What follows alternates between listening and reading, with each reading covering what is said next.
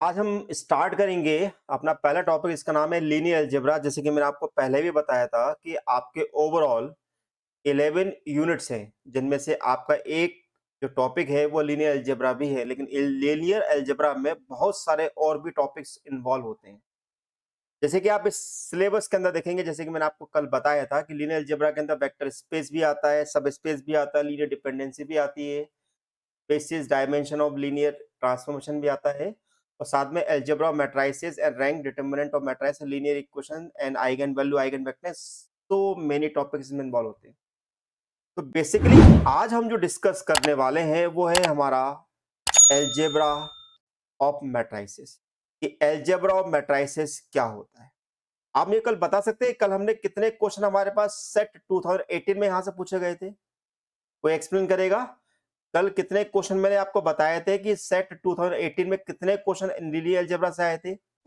11 questions. 11 question बताए 11 थे। Question. Good. 11 questions. ठीक है, तो इसलिए मैंने इस टॉपिक को यहाँ पर चूज किया हुआ है, क्योंकि यहाँ पर हम बिल्कुल इसकी बारीकी से देखेंगे कि इतनी डेप्थ में जाके क्वेश्चन को सॉल्व करेंगे कि वहां पर आपको जो जो चीजें आपकी इंपॉर्टेंट है, जो जहां सर हमें रिक्वायरमेंट है, वो सारी यहाँ पर वन बाय वन हम डिस्कस करने वाले हैं।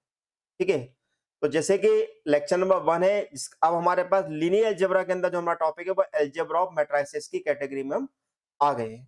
राइट, तो सबसे पहले हम बात करते हैं जनरल इंट्रोडक्शन। हमारे पास है कि जो भी मैट्रिक्स की जो थ्योरी होती है वो सबसे पहले कैली हैमिल्टन ने डेवलप की थी। तो इसके जो रचयिता है वो हमारे कौन है? कैली हैमिल्टन है। तो इस पे भी एक कभी कभी क्वेश्चन पूछा जाता है। नॉर्मली जो मैट्रिक्स की डेफिनेशन होती है वो क्या होती है? Arrangement of the rows and column the rectangular system. ध्यान दीजिएगा, यहां पर मैं आपको बिल्कुल जीरो से स्टार्ट करूंगा और आपको फिर उस लेवल पर लेके जाऊंगा जहां पर हमारी रिक्वायरमेंट है। ठीक है, arrangement of the rows and column rectangular system is called the matrix and it is noted by the capital letter. और जनरली हम जो भी मैट्रिक्स के अंदर जो एलिमेंट लिखते हैं वो ए आई जे की हेल्प से लिखते हैं, और बाहर उसके हम ऑर्डर को रिप्रेजेंट करते हैं, जहां पर एम जो होता है जो नंबर ऑफ रोज को शो करता है, और एन जो है नंबर ऑफ कॉलम को रिप्रेजेंट करता है। ठीक है, तो यहाँ पर ए आई जे जो होता है वो पोजीशन बताता है एलिमेंट की, कि एम इंटू एन में उसकी पोजीशन क्या है, और एम इंटू एन उसका ऑर्डर ऑफ मैट्रिक्स कहा जाता है। ठीक है, जैसे कि अगर हम बोले कि इस मैट्रिक्स ए का ऑर्डर कितना बोला जाएगा हमारा, ये ऑब्वियसली 2/2 का। अगर हम इस दूसरे मैट्रिक्स का अगर ऑर्डर बोले तो कितना है? 3/3 का। और हमारे पास तीसरा मैट्रिक्स है तो इसका ऑर्डर कितना है हमारे पास? 2 into 3 का है। यानी कि हमारे पास 2 रो है और 3 कॉलम है। ओके, अब बात करते हैं टाइप्स ऑफ मैट्रिक्स की। यहां पर हम पूरी मैट्रिक्स को with in a few second में हम यहां पर रिवाइज कर सकते हैं कि हमारे पास किस पे, जैसे कि मैंने आपको कल बताया था कि विजुलाइज करना, हमारे पास किसी भी चीज को विजुलाइज करना बहुत जरूरी है, कि जिससे कि हमें वो लॉन्ग टर्म मेमोरी के अंदर वो मूव हो जाए। देखिए अब यहाँ पर हम इसको किस प्रकार से मैट्रिक्स को यहाँ पर हम विजुलाइज कर रहे हैं। तो अभी हमारी जो मैट्रिक्स है वो जनरली हमारे पास क्या, A equal to A I J M to N से रिप्रेजेंट कर रहे हैं, जो एम रोज और एन कॉलम को रिप्रेजेंट करता है। बेसिकली मैट्रिक्स को दो भागों में डिवाइड किया जाता है, स्क्वायर मैट्रिक्स और rectangular matrix. Right, square matrix किसे कहते हैं? Number of row and number of column equal रहता है sir. Number of rows and number of column equal होता है, like this m equal to n. Rectangular matrix किसे बोलते हैं? जिसमें नंबर ऑफ रोज जो होते हैं नंबर ऑफ कॉलम के इक्वल नहीं होते। ठीक है, एग्जांपल के तौर पर ए इक्वल टू 1 2 3 5 4 1 -1 4 7, और रेक्टेंगुलर मैट्रिक्स हमने ले लिया 2 into 3 का एग्जांपल। अब बेसिकली हमारे जो जो कंटेंट मैट्रिक्स का जो सबसे ज्यादा जो इसका यूज जो होता है, जो एप्लीकेशन जो होते हैं, वो बेसिकली स्क्वायर मैट्रिक्स के एप्लीकेशन ज्यादा है as compare to the rectangular matrix. तो पहले हम बात करते हैं कि स्क्वायर मैट्रिक्स में क्या क्या आता है। तो स्क्वायर मैट्रिक्स में देखेंगे कि अगर हमारे पास सारे एलिमेंट्स अगर जीरो होते हैं except the principal diagonal element. अच्छा, प्रिंसिपल डायगोनल एलिमेंट कैसे बोलते हैं? ऐसे डायगोनल में एलिमेंट जो ए आई को रिप्रेजेंट करते हैं। ए आई मतलब कि A11, A22, A33, A44 etcetera, इनको हम बोलते हैं प्रिंसिपल डायगोनल एलिमेंट। तो हमारे पास प्रिंसिपल डायगोनल एलिमेंट क्या होगा? This is a equal to A11, A22, A33, rest of the elements are zero. और यहाँ पर डायगोनल को जो हम शॉर्ट में जो लिखते हैं वो DAIJ की फॉर्म में लिखा जाता है। इसी प्रकार अगर हम डायगोनल को और यहाँ पर मैट्रिक्स को अगर और यहाँ पर एलोबरेट करें तो यहाँ पर नेक्स्ट आता है scalar matrix.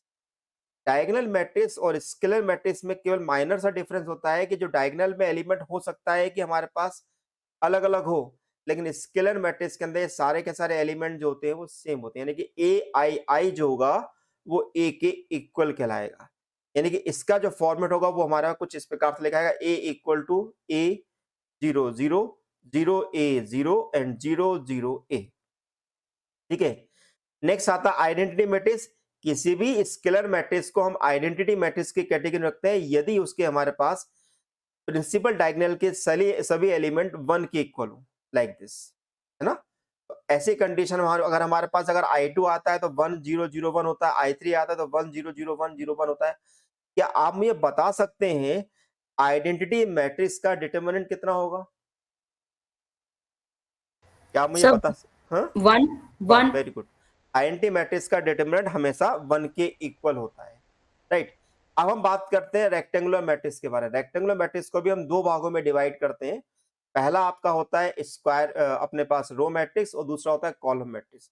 Obviously row matrix हम उस मैट्रिक्स को बोलेंगे जिसमें नंबर ऑफ रोज जो होंगे 1 होंगे, और कॉलम मैट्रिक्स हम उस मैट्रिक्स को कहेंगे जिसमें नंबर ऑफ कॉलम हमारे पास 1 होंगे। यानी कि ध्यान रहे हम m को यहाँ पर नंबर ऑफ रो से रिप्रेजेंट कर रहे हैं और n को हम यहाँ पर नंबर ऑफ कॉलम से रिप्रेजेंट कर रहे हैं। फॉर एग्जांपल हम इनको इस प्रकार से रिप्रेजेंट कर सकते हैं। अब हमारे पास इसके अलावा हमारे पास एक मैट्रिक्स और होती है जो दोनों टाइप की होती है, वो स्क्वायर भी हो सकती है और रेक्टेंगुलर भी हो सकती है। क्या बता सकते हैं कि वो मैट्रिक्स क्या होगी जो स्क्वायर भी है और रेक्टेंगुलर भी है?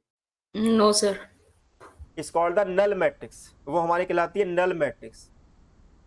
नल मैट्रिक्स में बस हमारे पास एक चीज होती है जिसमें सारे एलिमेंट 0 होते हैं, वहां पर उसके बारे में ये नहीं बोला जाता है कि वो आपका स्क्वायर है कि रेक्टेंगुलर है। सिंपल, रेक्टेंगुलर जो भी नल और 0 मैट्रिक्स होते हैं उसको हम ओ से रिप्रेजेंट करते हैं। जैसे हम देखेंगे पहले वाले एग्जांपल में स्क्वायर मैट्रिक्स का एग्जांपल दिया 2 into 2 का, और दूसरा जो दिया हुआ है 2 into 3 का दिया हुआ है, जिसमें हमारे पास 2 रो और 3 कॉलम हमें रिप्रेजेंट किए जाते हैं। हमारे पास कुछ स्पेशल टाइप की स्क्वायर मैट्रिक्स भी होती है on the basis of determinant. अगर हम डिटरमिनेंट के बेसिस पे अगर बात करें तो हमारे पास कुछ स्पेशल टाइप की स्क्वायर मैट्रिक्स होती है। वो हमारे पास होती है दो प्रकार की, नॉन सिंगुलर मैट्रिक्स और singular matrix. Non singular matrix is also known as the regular matrix. इसको रेगुलर मैट्रिक्स के नाम से भी जाना जाता है। नॉन सिंगुलर किसे बोलेंगे? इसका डिटरमिनेंट क्या होना चाहिए? इसका determinant non zero non zero, very good. और सिंगुलर का क्या होगा हमारे पास? जिसका डिटरमिनेंट जो होगा 0 के Equal to इक्वल 0. हमारे पास मिलेगा। तो ये हमारे पास एक ब्रीफ इंट्रो है अबाउट द मैट्रिक्स, जो आपको याद होगा, जस्ट यहाँ पे मैंने आपको वो रिवाइज कराया हुआ है। ठीक है, ये पॉइंट समझ में आ गया सबको? Yes sir yes sir. अब नेक्स्ट हमारे पास है ट्रायंगुलर मैट्रिक्स। ट्रायंगुलर मैट्रिक्स को हम दो कैटेगरी में डिवाइड करते हैं। ट्रायंगुलर मैट्रिक्स जो होते हैं वो दो प्रकार के होते हैं। एक होता है अपने हमारे पास अपर ट्रायंगुलर मैट्रिक्स, और दूसरा होता है लोअर ट्रायंगुलर मैट्रिक्स। ठीक है, दोनों डायगोनल में जो मैट्रिक्स के अंदर नाम दिया जाता है उसका नाम जस्ट उल्टा रखा जाता है। जैसे कि अगर हम बात करते हैं अपर ट्रायंगुलर मैट्रिक्स की, तो अपर ट्रायंगुलर मैट्रिक्स में डायगोनल, प्रिंसिपल डायगोनल के बिलो वाले एलिमेंट 0 होते हैं। सिमिलरली जब हम लोअर ट्रायंगुलर मैट्रिक्स की बात करते हैं तो प्रिंसिपल डायगोनल के अपर वाले एलिमेंट को हम 0 रखते हैं। लेकिन डेफिनेशन की जब बात करते हैं, प्रॉपरली जब डेफिनेशन बोली जाती है तो क्या होता है कि ऐसे मैट्रिक्स को, ऐसे स्क्वायर मैट्रिक्स को हम अपर ट्रायंगुलर कहते हैं जिसमें ए आई जे इक्वल टू 0 है when I is greater than J. अब आई ग्रेटर देन जे का मीनिंग समझ में आ रहा है आपको? जैसे कि अगर मैंने आपसे बोला A21, तो A21 की पोजीशन क्या होगी? 0। बात समझ में आ रही है? Yes sir. Yes, sir. A31 की बोलेंगे तो A31 कितना होगा? 0। ठीक है, 0. क्या A23 0 होगा क्या? 23. A23 0 नहीं, नहीं होगा। नहीं होगा. ठीक है, तो यहां पर हमें इस बात का ध्यान रखना है कि जब i ग्रेटर देन 0 होगा तभी हम बात करेंगे कि ए आई जे की वैल्यू जो है वो 0 के इक्वल है। तो यहाँ पर एग्जांपल हमारे पास कुछ प्रकार से था। अब इसकी पोजीशन कितनी है? 21। इसकी पोजीशन कितनी है? 31। इसकी पोजीशन कितनी है? 32। क्लियर?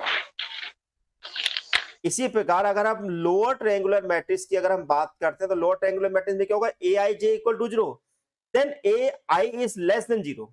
उस समय आई जो होगा वो लेस देन 0 की कैटेगरी में आ जाएगा, कुछ इस प्रकार से। तो अब यहां पर क्या होगा कि अगर हम बात करते हैं A21, तो क्या A21 0 होगा? नो सर, A21 0 होगा? नो सर, No, नहीं sir. होगा, है ना? क्या A23 0 होगा? नो सर, होगा, अब होगा, 23. Yes, sir. ठीक है, क्योंकि I इज लेस देन 0 की बात हो रही है। थ्योरी पे पकड़ बनाना बहुत जरूरी है कि एक्चुअली डेफिनेशन में हमारे पास क्या है। हमको ऐसे याद नहीं करना है कि अपर ट्रायंगुलर मैट्रिक्स वो मैट्रिक्स है जिसमें प्रिंसिपल डायगोनल के बिलो वाले एलिमेंट 0 होते, नहीं, ऐसा नहीं। कंडीशनल की बात करनी है, कंडीशन क्या लगती है वहां पर, है ना? तो अब यहाँ पर हमारे पास क्या हुआ, एग्जाम्पल दिस इज दिस। अब बताओ कि इस एलिमेंट की पोजीशन क्या है जो मैंने मार्क किया हुआ है, सो 1 2 1, 1 2। अब 1 2 की अगर पोजीशन तो क्या हुआ, 1 इज लेस देन 2। नेक्स्ट की इसकी पोजीशन क्या है, 1 3 1 3, तो 1 is less then 3। Less than 3 इसकी पोजीशन क्या है, 2 3 2 3, 2 is less than, point 3 clear, yes sir, ठीक है। अब हम बात करते हैं बात addition and subtraction of matrix के बारे में। सभी को पता है कि भाई एडिशन सब्ट्रैक्शन कैसे करते हैं, लेकिन यहाँ पर खास बात क्या रखना है कि हमें एडिशन सब्ट्रैक्शन उन्हीं का होगा जो कि सेम ऑर्डर के होंगे, ठीक है। हम तभी उसका ए या ए प्लस बी या ए माइनस बी हम निकाल सकते हैं। तो अगर ए और बी का ऑर्डर अगर m इंटू एन और m इंटू एन है तभी हम a प्लस बी निकाल सकते हैं। उसी प्रकार से हम a माइनस बी को भी इवेल्युएट कर सकते हैं, ठीक है। प्रॉपर्टीज ऑफ एडिशन मैट्रिक्स, क्या क्या प्रॉपर्टीज होती है एडिशन मैट्रिक्स की? Generally a plus B equal to B plus से होता है, इसका नाम क्या है, commutative law. Then commutative law. a plus B plus C. अच्छा, एक बात का ध्यान रखिएगा, जब भी अगर हम यहाँ पे कुछ लॉ बोलते हैं उसका एक मीनिंग होता है। जैसे कि मैंने वाला आपसे बोला कम्यूटेटिव लॉ, तो ध्यान दीजिए कम्यूटेटिव लॉ में हम दो एलिमेंट की बात कर रहे हैं लेकिन वो एक ही टाइप के होंगे। क्या होंगे? एक ही टाइप के होंगे। जब अगर मैं आपसे एसोसिएटेड लॉ की बात कर रहे हैं तो 3 एलिमेंट्स की बात कर रहे हैं लेकिन वो एक ही टाइप के होंगे, ठीक है। आगे चल के आपको इसका मीनिंग बाद में समझ आएगा कि एक्चुअली क्या कहना चाह रहा हूं मैं आपसे। थर्ड होता है कि अगर हम ए को अगर हम जीरो मैट्रिक्स से ऐड करते हैं तो हमें ए मिलता है, तो ऐसी कंडीशन में ओ जो है यानी कि जीरो मैट्रिक्स जो है वो आपकी एडिटिव आइडेंटिटी कही जाती है। Then A plus minus of A equal to minus of plus A equal to 0, then minus A is called the additive inverse of A. इन चारों प्रॉपर्टी की खास बात यह है कि सारे के सारे जो है वो एक ही मैट्रिक्स को रिप्रेजेंट कर रहे हैं जिनके ऑर्डर समान है और वो एक ही टाइप के एलिमेंट हैं, okay. a plus B equal to A plus C होता है, then b equal to C कहलाता है, इस कॉल्ड द कैंसिलेशन लॉ। आप बता सकते हैं कि ये किस टाइप का कैंसिलेशन लॉ है? ये sir left cancellation, left cancellation law, क्योंकि हमारे पास जो एलिमेंट जो है वो लेफ्ट से आपका कैंसिल हो रहा है, इसलिए इसको लेफ्ट कैंसिलेशन लॉ के नाम से जाना जाता है। इसी प्रकार अगर हमारा एलिमेंट अगर राइट से कैंसिल होगा तो उसको हम राइट कैंसिलेशन लॉ के नाम से जानते हैं। तो ये वाला पेज आपको समझ में आया? Yes sir, okay. नेक्स्ट हम बात करते हैं मल्टीप्लिकेशन ऑफ मैट्रिसेस के बारे में। मल्टीप्लिकेशन ऑफ मैट्रिसेस क्या होते हैं? तो अगर हम इसकी डेफिनेशन देते हैं तो a equal to m into n है, लेकिन b कितना है, n इंटू पी है। यानी कि इसमें साफ साफ दिखाई दे रहा है कि इसके नंबर ऑफ कॉलम जो है इसके नंबर ऑफ रो के इक्वल होंगे, तभी इसका हम मल्टीप्लाई कर सकते हैं। और जो फाइनल आउटपुट जो आएगा हमारे पास a इंटू बी का, वो हमारे पास आएगा m इंटू पी, ठीक है। तो वो हमारा ऑर्डर कहलाएगा, राइट। जैसे कि हमने लिखा a इंटू बी यानी कि a i J m into n, b i j n into p, then m into p. Properties of multiplication, a into b कभी भी b इंटू ए के बराबर नहीं होता, this is a conditional condition. ये necessary condition नहीं है। In general A B जो है बी ए के इक्वल नहीं होता है, तो हम इसको सफिशिएंट कंडीशन की कैटेगरी में रखते हैं। a into B into C equal to A into B into C होगा, लेकिन इनकी ध्यान रखिएगा यहाँ पे ऑर्डर जो है वो आपके देखिएगा सेम उसी तरीके से अरेंज हो रहे हैं। हमने यहाँ पर a को आगे पीछे शिफ्ट नहीं किया, हमने b को आगे शिफ्ट कर दिया और ब्रैकेट आपका शिफ्ट कर दिया यहाँ पर, ठीक है। i इंटू जो a होता है वो a इंटू आई के बराबर होता है, a dot B plus C equal to A B plus A C होता है। ये कौन सा लॉ है अपना? ये distributive law sir, distributive law. अब a into B equal to A into C है, not implies that b equal to C. अब यहाँ पे ध्यान देने वाली बात यह है यहाँ पर ये चीज नहीं होती है, जैसे कि आपने अभी हम एडिशन और सब्ट्रैक्शन में देखा था, इस प्रकार से आपका यहाँ पर मल्टीप्लीकेशन में ये प्रॉपर्टी फॉलो नहीं होती है। पॉइंट क्लियर है? Point number 5, Yes, sir. ठीक है। नेक्स्ट बहुत इंपॉर्टेंट चीज है कि अगर if a b equal to 0, it does not mean that a equal to 0, b equal to 0, again product of two non zero matrix may be a zero matrix. सही है क्या? किन्हीं भी दो मैट्रिक्स का मल्टीप्लीकेशन अगर जीरो के equal आ रहा है तो इसका मतलब ये बिल्कुल भी नहीं है कि दोनों में से कोई एक मैट्रिक्स जीरो होगी। ये सही है कि नहीं है? Yes, sir. सही है। ठीक है, नहीं मतलब दोनों पॉसिबल हैं। दोनों Zero. पॉसिबिलिटी हैं। देखो जीरो होगा तो जीरो तो बनना ही है फिर तो, लेकिन अगर हमारे पास दो मैट्रिक्स का प्रोडक्ट अगर जीरो हो रहा है तो जरूरी नहीं है कि दोनों में से कोई एक मैट्रिक्स जीरो हो। ठीक है, ये पेज आपको क्लियर होगा? Yes, sir. अब नेक्स्ट हम बात करते हैं positive integral power of A matrix.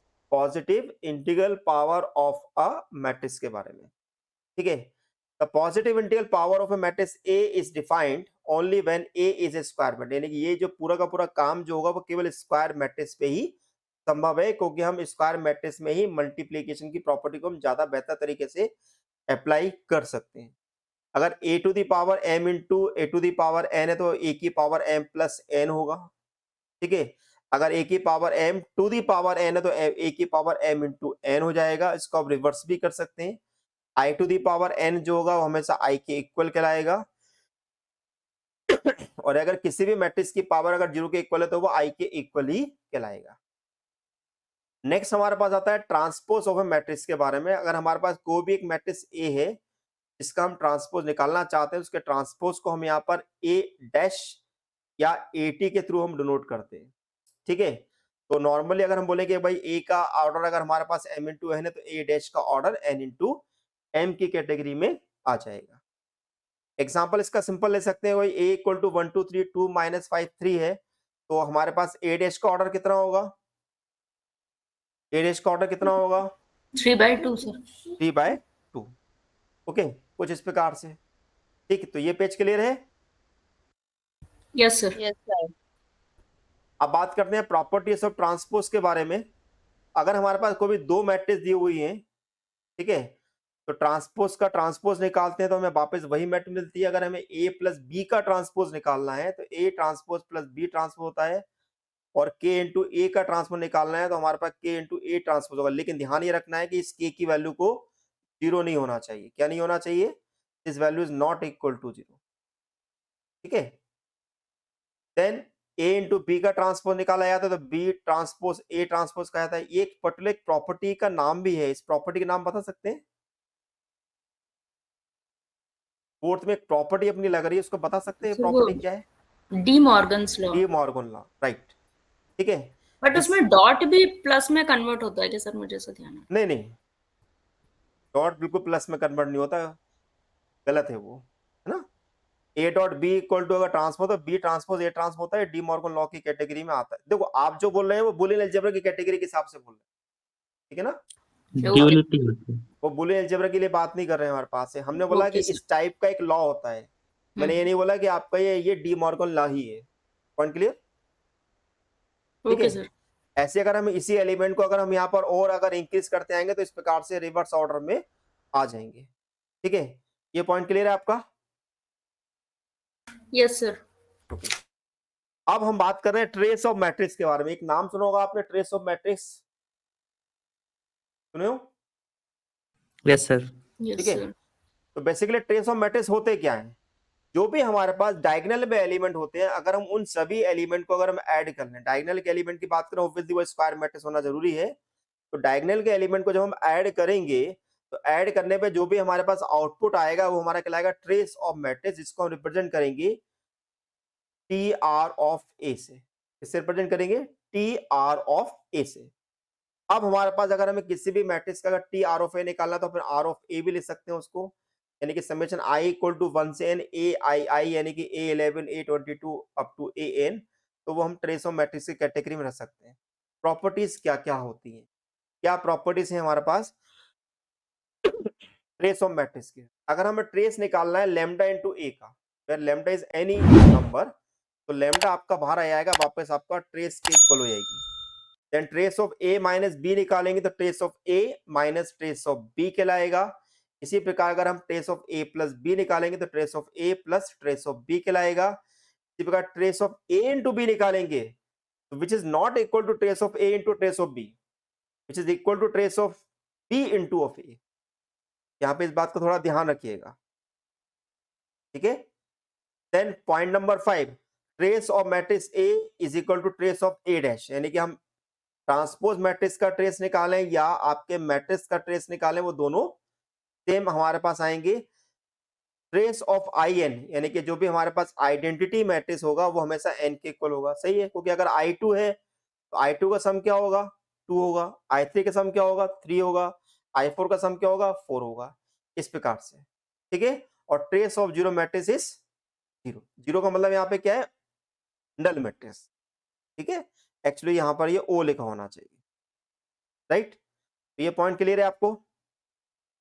Yes, sir. Then trace of A into B is not equal to trace of A into trace of B, ठीक है। तो यहां पर आप बेसिकली ये 4th नंबर, 5 नंबर और 8 नंबर को आप स्पेशली नोट कर लीजिए कॉपी में। बात करते हैं नेक्स्ट हमारा है स्पेशल टाइप ऑफ मैट्रिक्स। कुछ हमारे पास स्पेशल टाइप की मैट्रिक्स होती हैं, वो क्या क्या होती है। Number 1 symmetric matrix. किसे बोलते हैं हम सिमेट्रिक मैट्रिक्स?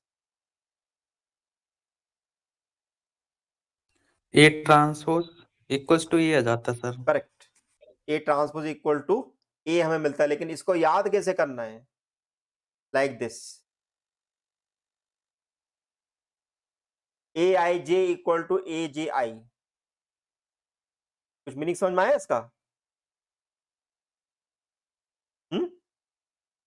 कुछ मीनिंग समझ में आया कि क्या कहना चाह रहा हूं? Yes sir. A21 equals to A12. हाँ, Is- A23 equal to A32, Yes, sir. ठीक है। इस तरीके से A transpose equal to A, right. Example हम सिंपल ले सकते हैं, A H G H B F G F C equal to, अगर मैं इसका ट्रांसपोज निकालूंगा तो वापस ही मिलेगा। आप बता सकते हो कि ये जो हमने ये A H G H B F G F C लिखा हुआ है, ये किसी एक चीज का एग्जाम्पल है, ये बता सकते हैं आप क्या? किसी भी हम एक किसी चीज को इससे रिप्रेजेंट करते हैं हम, याद है? Invertible matrix. कौन सी? Invertible matrix. नहीं, सिमेट्रिक मैट्रिक्स सर। हाँ नहीं, सेमेट्रिक तो है ही सामने, दिख ही रहा है वो तो हमें सामने। 11th क्लास के अंदर हमने एक पढ़ा था, एक टॉपिक पेयर ऑफ लाइंस, याद है? No, sir. नहीं पढ़ा था पेयर ऑफ लाइंस? मतलब सर याद नहीं है, हो उस सकता है पेयर पढ़ा ऑफ लाइंस में हमें वहां पर उसकी एक सिमेट्री निकालनी होती थी और उसमें पता लगाना होता था कि हमारे पास जो स्ट्रेट लाइन जो दी हुई है, क्या वो स्ट्रेट लाइन हमारे पास पेयर ऑफ लाइंस को रिप्रेजेंट कर रही है कि नहीं कर रही। वो एक्चुअली ये है, अगर इसका डिटरमिनेंट 0 आएगा तो हमेशा वो पेयर ऑफ लाइंस को रिप्रेजेंट नहीं करेगी, ठीक है। दूसरा आपका स्क्यू सिमेट्रिक मैट्रिक्स। तो स्क्यू सिमेट्रिक मैट्रिक्स किसे बोलते हैं? ऑब्वियसली आप बोलोगे भाई A transpose equal to minus है सर। माइनस है। और ये अगर हम एलिमेंट के फॉर्म में लिखना चाहेंगे तो क्या होगा, A I J equal to minus of A J आई, ठीक है। जी सर। इस तरीके से तो यहां पर हम क्या देख रहे हैं, इसकी पोजीशन क्या है, ये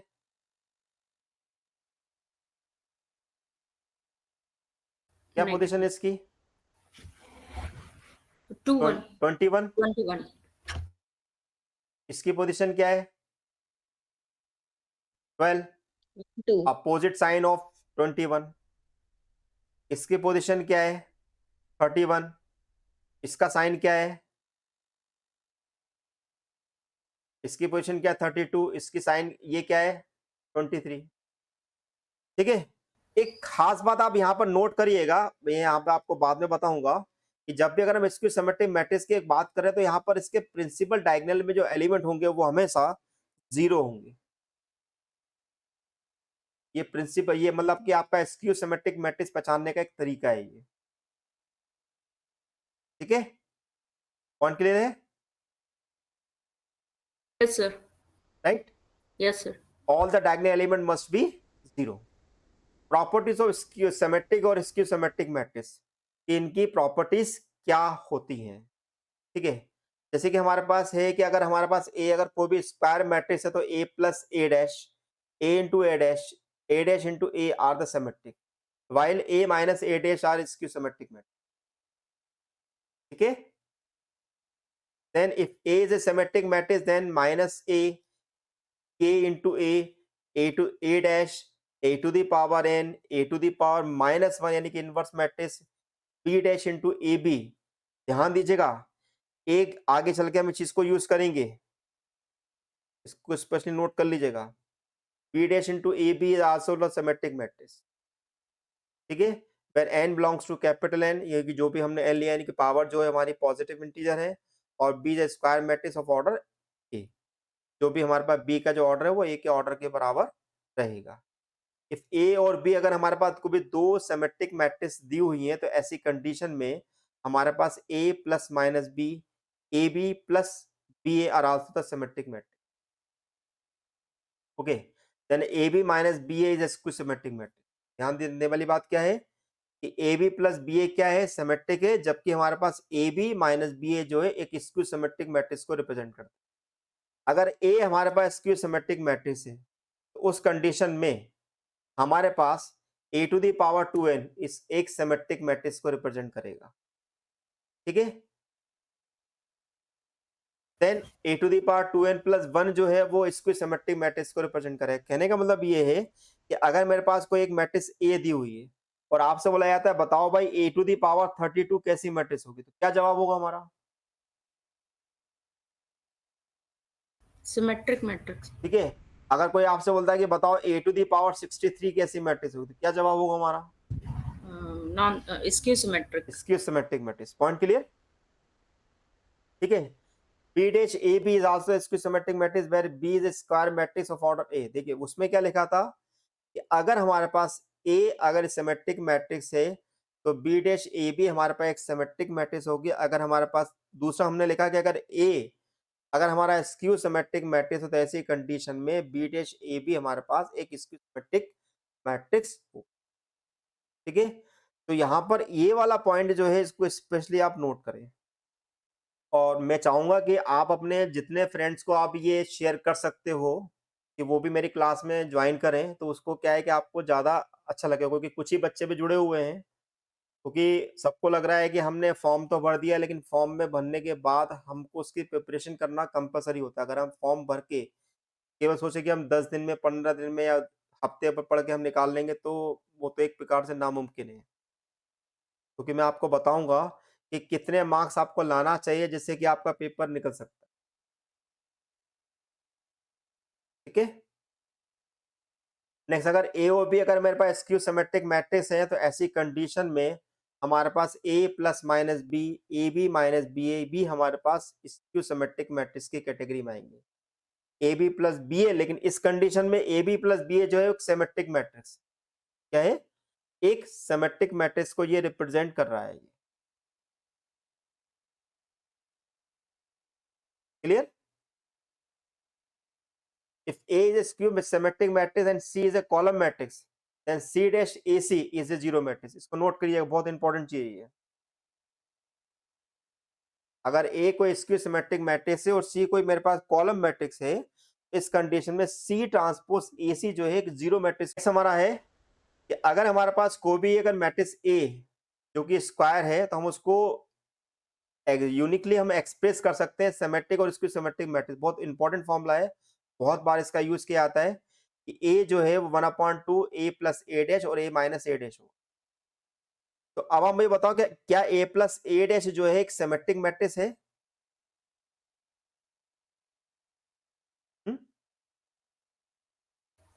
यस सर। और A First minus A dash क्या है? Skew symmetric symmetric. मैट्रिक्स। ठीक है, तो A equal to 1/2 symmetric plus skew symmetric matrix. इस फॉर्मूले को आप नोट कर लें। Next, conjugate matrix. Conjugate matrix किसे बोल रहे हैं हम? कोई एक मैट्रिक्स मेरे पास ऐसी है जिसमें कॉम्प्लेक्स एलिमेंट भी इन्वॉल्व हो रहे हैं। क्या हो रहे हैं? कॉम्प्लेक्स एलिमेंट भी इन्वॉल्व हो रहे हैं। तो उन जो जो कॉम्प्लेक्स एलिमेंट इन्वॉल्व हो रहे हैं उसका हमें कॉन्जुगेट निकालना होता है। क्या निकालना होता है? कॉन्जुगेट।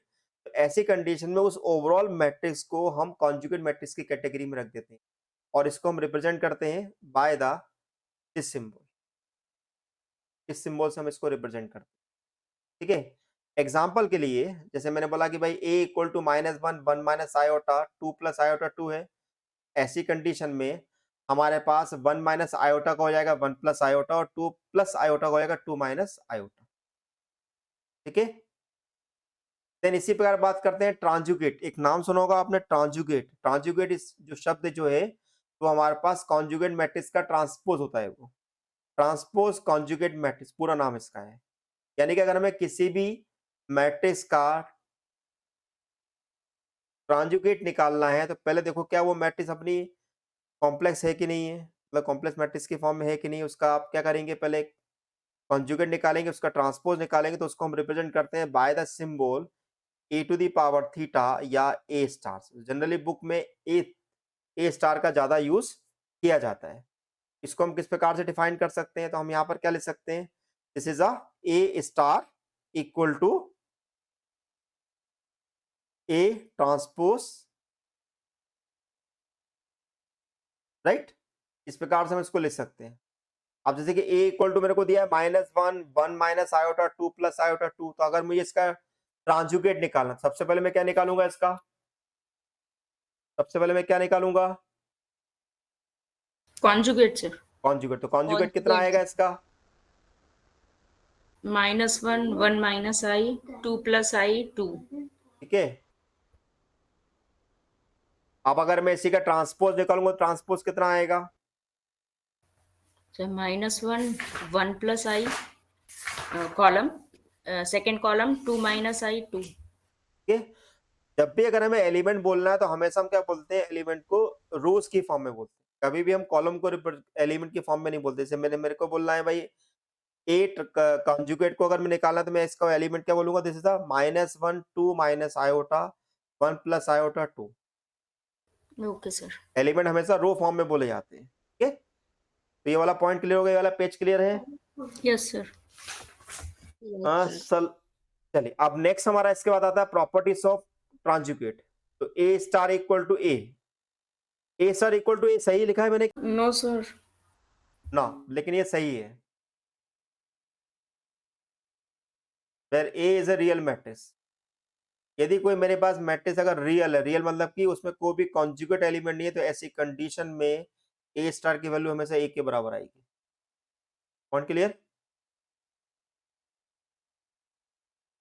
ठीक। ट्रांजुगेट का ट्रांजुगेट निकाला जाएगा तो वापस आपको वही मैट्रिक्स मिलेगी। ठीक, अगर k इंटू ए का ट्रांजुगेट निकाला जाएगा तो k इंटू ए ट्रांजुगेट मिलेगा। ठीक है, यदि हमारे पास k जो है एक रियल नंबर को रिप्रेजेंट कर रहा है तो, लेकिन अगर यही k अगर रियल नंबर को रिप्रेजेंट नहीं कर रहा तो इसका मीनिंग कुछ और हो जाएगा। देन a प्लस बी का ट्रांजुगेट निकाला जाएगा तो a ट्रांजुगेट प्लस b ट्रांजुगेट के बराबर होगा। अगर a इंटू बी का ट्रांजुगेट निकाला जाएगा तो b ट्रांजुगेट इंटू ए ट्रांजुगेट के बराबर होगा। अगर लैम्डा इंटू ए का ट्रांजुगेट निकाला जाता तो lambda bar into A transjugate कहलाएगा, where lambda is a complex number. समझ में आ रहा है पॉइंट नंबर 3 और पॉइंट नंबर 6 में अंतर क्या है। ठीक है, पॉइंट Yes, क्लियर sir. है। Yes sir. अब बात करें हर्मिशियन मैट्रिक्स के बारे में। हर्मिशियन मैट्रिक्स क्या, a complex matrix is called the Hermitian matrix when the conjugate of the matrix A equal to A। यानी किसी भी कंजुगेट मैट्रिक्स का ट्रांजुगेट निकाला जाए और अगर वापस हमें वही मैट्रिक्स मिल जाती है तो ऐसी कंडीशन में हम मैट्रिक्स ए को हर्मिशियन के नाम से जानते हैं। That clear. एग्जांपल है a equal to 4 1 minus I 1 plus I 5। फिर इसका अगर मैं निकालना चाहूं क्या कॉन्जुगेट तो क्या होगा 4 1 प्लस आई 1 माइनस आई 5। इसी का अगर मैं निकालना चाहता हूं ट्रांसपोज क्या मिलेगा मुझे 4 1 minus I 1 plus I 5 equal to A. Point clear. लेकिन अब यहाँ पर एक एग्जाम एक खास चीज अगर आप यहाँ पर ध्यान से देखोगे कुछ आपको समझ में आएगा यहाँ पर कि मैं कुछ एक प्रॉपर्टी इसके अंदर छुपी हुई है। क्या आप बता सकते हैं प्रॉपर्टी क्या है यहाँ पर, डायगोनल में एलिमेंट आपको कैसे दिखाई दे रहे हैं। Principal real. रियल, समझ में आई जी बात। सर। जी ठीक है, तो यही इसकी प्रॉपर्टी स्क्यू हर्मिशन। और विद स्क्यू हर्मिशन कैसे बोलेंगे, जिसका ट्रांजुगेट जो है -a के बराबर हो, राइट, कुछ इस प्रकार से 0 1 minus I -1 plus I 0, then ए ट्रांजुगेट निकाला तो 0 1 प्लस आई -1 माइनस आई देन 0, देन उसके बाद हमने उसका ट्रांजुगेट निकाला तो हमारे पास आ गया 0 -1 माइनस आई देन 1 प्लस आई 0, देन माइनस साइन बाहर निकाले तो माइनस है। अब यहाँ पर भी एक प्रॉपर्टी छुपी हुई है ट्रांजुगेट मतलब स्क्यू हर्मिशन के अंदर भी। तो डायगोनल 0। डायगोनल 0 हो और यहाँ पे प्योरली आपके एक रियल नंबर भी हो सकते हैं। ठीक है, प्रॉपर्टीज ऑफ स्क्यू हर्मिशन है Hermitian matrix. Number 1, every diagonal entry of a Hermitian matrix is real, सही है। Number 2, diagonal element of skew Hermitian matrix are either 0 और प्योरली इमेजिनरी नंबर। दिख रहा है आपको ऊपर, अभी हमने ऊपर एग्जांपल क्या लिया हुआ है, 0 में डायगोनल में जो एलिमेंट लिए वो 0 लिए हुए हैं। थर्ड एग्जांपल है कॉम्प्लेक्स मैट्रिक्स इज हर्मिशन और skew Hermitian, it must be square, reverse order है डेफिनेशन के according. And number 4, every real symmetric matrix is a Hermitian. जैसे कि बताया था कि अगर हम ए ट्रांजुगेट इक्वल टू अगर ए के बराबर आता है तो उस कंडीशन में उसको हम रियल सिमेट्रिक मैट्रिक्स की कैटेगरी में रखेंगे। ये पॉइंट चारों समझ में आ गए आपको, है ना। जब ऑर्थोगोनल मैट्रिक्स की अगर बात करते हैं तो किसी भी मैट्रिक्स ए को हम ऑर्थोगोनल कहते हैं यदि हमारे पास a into A dash equal to I हो या a dash equal to A to the power -1, यानी कि किसी भी मैट्रिक्स का इनवर्स अगर उसके ट्रांसपोज के बराबर आ जाता है तो ये वाला पार्ट तो थोड़ा लंबा हो जाता है ना, इसको निकालना थोड़ा मुश्किल होता है, लेकिन अगर हम इस चीज को याद रखें तो ज्यादा अच्छा है, क्योंकि किसी मैट्रिक्स का अगर हम इनवर्स निकालेंगे तो काफी टाइम लगेगा उसको निकालने में, right. a into A dash कितने के बराबर होना चाहिए, i के इक्वल। तो ऐसी कंडीशन में मैट्रिक्स a को हम यहाँ पर ऑर्थोगोनल मैट्रिक्स की कैटेगरी में रख सकते हैं। नेक्स्ट आता है यूनिटरी मैट्रिक्स। यूनिटरी मैट्रिक्स का मतलब क्या होता है कि अगर a into A transjugate equal to अगर i आता है तो ऐसी कंडीशन में मैट्रिक्स a को यहाँ पर ट्रांजुगेट मतलब यूनिटरी मैट्रिक्स की कैटेगरी में रखा जाता है। देन होता है आइडेम्पोटेंट मैट्रिक्स। आइडेम्पोटेंट मैट्रिक्स क्या होता है, यदि किसी स्क्वायर मैट्रिक्स का स्क्वायर निकालें और वापस अगर हमें वो ए के इक्वल मिल जाता है तो उसको आइडेम्पोटेंट मैट्रिक्स की कैटेगरी में रखा जाता है। एग्जांपल सिंपल सा है दिस, ठीक है। अब आपके सामने एग्जांपल है, बताओ क्या ये मैट्रिक्स जो है क्या ये आइडेम्पोटेंट है कि नहीं है। यस सर है। आइडेम्पोटेंट है, वेरी गुड, ठीक है। ऑब्वियसली इस मैट्रिक्स की बात करेंगे तो ये भी हमारे पास आइडेम्पोटेंट मैट्रिक्स की कैटेगरी में आएगी, ठीक है। तो इनको आप रफली अपनी कॉपी में लिख लो शॉर्ट में, जिससे कि आपको याद रहे, क्योंकि जब हम क्वेश्चन सॉल्व करें तो आपको थोड़ा मीनिंग समझ याद रहना चाहिए कि भाई हम एक्चुअली क्या है। अब नेक्स्ट बात करते हैं इन्वोल्यूटरी मैट्रिक्स। इन्वोल्यूटरी मैट्रिक्स हमारे पास क्या होता है, किसी भी मैट्रिक्स को हम इन्वोल्यूटरी मैट्रिक्स यानी कि स्क्वायर मैट्रिक्स, ऑब्वियसली स्क्वायर के बारे में बात कर रहे हैं। तो यदि ए स्क्वायर इक्वल टू आई हो, अगर ए स्क्वायर इक्वल टू ए हुआ तो क्या मिलेगा हमें, आइडेम्पोटेंट। Idempotent matrix. और ए स्क्वायर इक्वल टू आई है यानी कि ए इनवर्स इक्वल टू ए है, जबकि ए इनवर्स इक्वल टू अगर हमारे पास अगर अभी मैंने एक पीछे बात करी थी ऑर्थोगोनल के बारे में, तो ऑर्थोगोनल में क्या बोला गया था, A dash equals to A inverse. हाँ वहां पर क्या बोला गया था कि ए किसी भी स्क्वायर किसी भी इनवर्स मैट्रिक्स का अगर हमारे पास अगर वो ए डैश के इक्वल होता है तो वो कहलाता है हमारे पास क्या, ऑर्थोगोनल। लेकिन अगर ए इनवर्स अगर हमें ए के इक्वल मिलेगा तो इन्वोल्यूटरी मैट्रिक्स की कैटेगरी में आ जाएगा। जैसे कि हमारे पास ये मैट्रिक्स है, इस मैट्रिक्स का अगर मैं स्क्वायर निकाल रहा हूं तो कितना आ रहा है, आई के इक्वल आ रहा है, ठीक है। तो अब आपके सामने एक एग्जांपल है डी, आप बताओ कि ये इन्वोल्यूटरी है कि नहीं है, चेक करो ए स्क्वायर की वैल्यू क्या मुझे आई के इक्वल मिल रही है कि नहीं मिल रही। आइडेंटिटी मैट्रिक्स मिल रहा सर। मिला आइडेंटिटी मैट्रिक्स, बस यही जानना जी चाह रहे थे, ठीक है। इसी प्रकार हम इस प्रकार से मैट्रिक्स को भी देख सकते हैं, ठीक है। मैं आपको नेक्स्ट क्लास में बताऊंगा कि किसी भी मैट्रिक्स का अगर मुझे इनवर्स निकालना है फ्यू सेकंड में कैसे निकालते हैं, है ना। और मल्टीप्लिकेशन का तो कोई हमारे पास का कोई सोल्यूशन नहीं है, क्योंकि मल्टीप्लिकेशन तो आप जितना फास्ट आपका एडिशन सब्ट्रैक्शन कर सकते हैं वो आपके ऊपर डिपेंड करता है। अब बात करें निलपोटेंट मैट्रिक्स के बारे में, बहुत इंपॉर्टेंट है क्योंकि निलपोटेंट मैट्रिक्स से कई क्वेश्चन बनते हैं। A square matrix A is called the nilpotent matrix if there exists m belongs to n such that a to the power m equal to 0।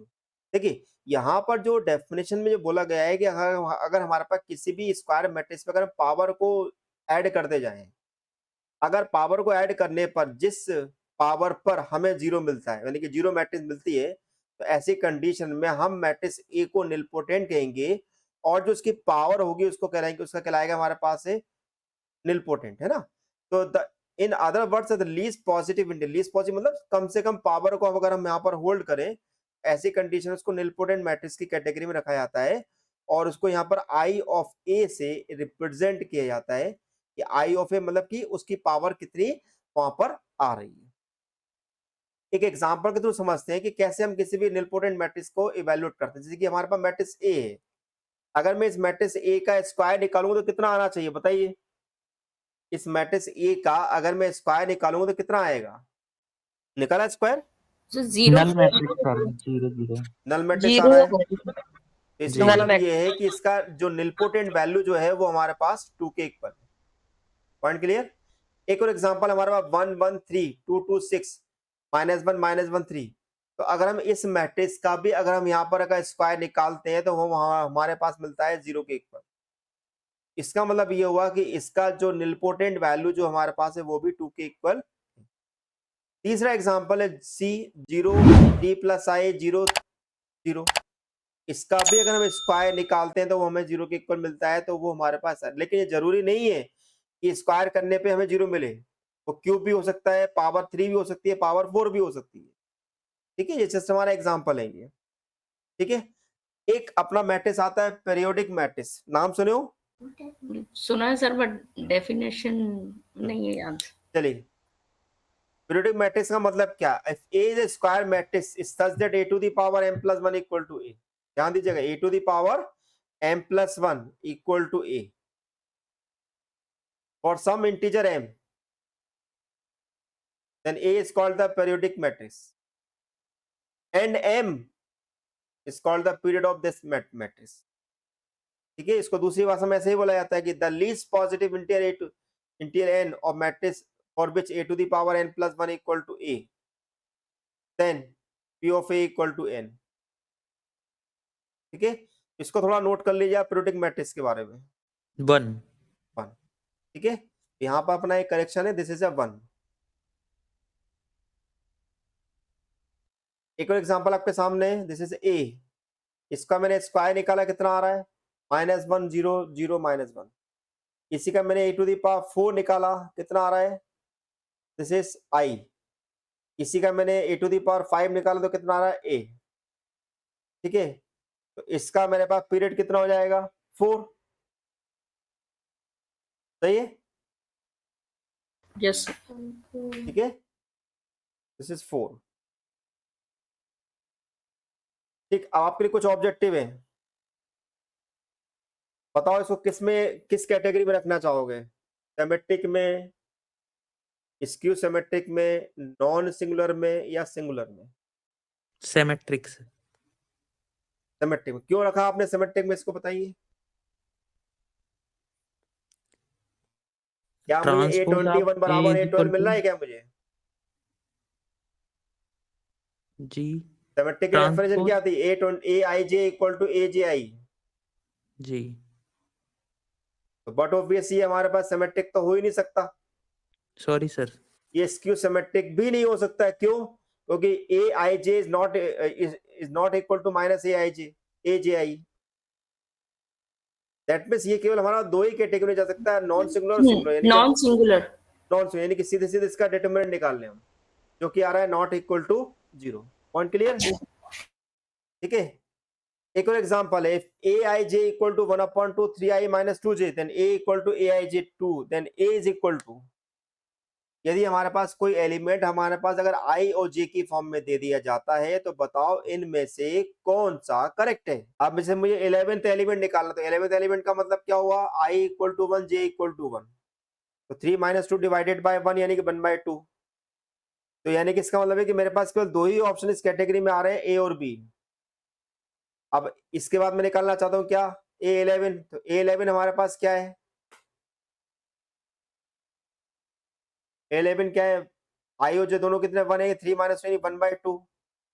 ठीक है, अगर मैं A12 निकालना चाहता हूँ क्या होगा, आई की जगह 1 और जे की जगह 2। कौन सा फिट बैठ रहा है, ए कि बी? A देखिए एक बार फिर से, A12 कितना मिल रहा है आपको, A12